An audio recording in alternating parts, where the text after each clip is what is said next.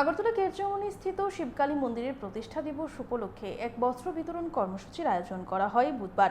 অনুষ্ঠানে উপস্থিত ছিলেন মেয়র দীপক মজুমদার সহ আরও অনেকে। এদিন মেয়র নিজেই দুস্থ মানুষদের হাতে বস্ত্র তুলে দেন।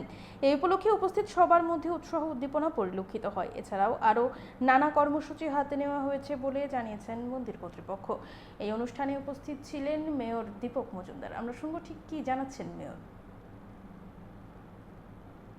আগরতলা সংগ্রাম বিধানসভা অন্তর্গত কেরচৌমনি কালীবাড়ি, এটা অত্যন্ত পুরনো শিব এবং কালী মন্দির।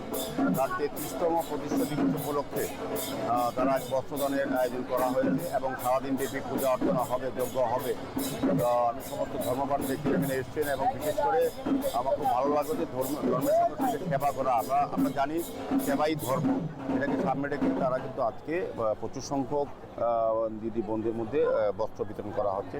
তো এটা খুবই প্রাসঙ্গিক আমি বলবো, কারণ আমরা সবসময় যারা পূজা অর্চনা ধর্মীয় কাজ করি তার সঙ্গে সেবাটা আমরা রাখি।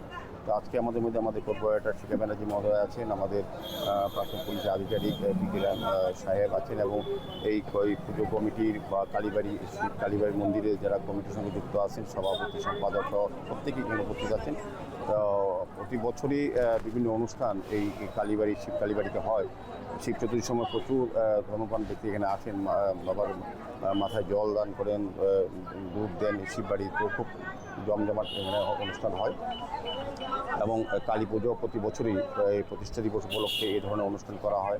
বিভিন্ন সামাজিক কর্মসূচি তারা করেন, ধর্মীয় কর্মসূচির সঙ্গে সঙ্গে পাশাপাশি। তো আমি আজকের এই দিনে খুব ধন্যবাদ জানাই। আর একটা বিশেষ কারণও আমাদের খুব আজকে বিভিন্ন সারা ভারতবর্ষের প্রতিটি মন্দিরে আমাদের যশস্বী প্রধানমন্ত্রীজির 12 বছর কার্যকাল উনি যে কাজ করছেন দেশ সেবা জনকল্যাণে, এটি রেকর্ড ছাপিয়ে গেছেন। আগের যে প্রধানমন্ত্রী ছিলেন জওহরলাল নেহরু, তাকে ছাপিয়ে গেছেন আজকে ওনার জনকল্যাণমূলক কাজে। আজকে সমস্ত ধর্মীয় প্রতিষ্ঠানে আমরা সমস্ত ধর্মপ্রাণ ব্যক্তিরা, সারা ভারতবর্ষের মানুষ মোদিজির দীর্ঘায়ু কামনা করে, সুস্বাস্থ্য কামনা করে, উনি যেন আর জনকল্যাণে জনসভা করতে পারেন সেদিকে আমরা কিন্তু প্রার্থনা যোগ্য করেছি। আজকেও কালীবাড়িতেও এই ধরনের অনুষ্ঠানে আমরা উপস্থিত থাকতে পারে আমার নিজেরও ভালো লাগছে।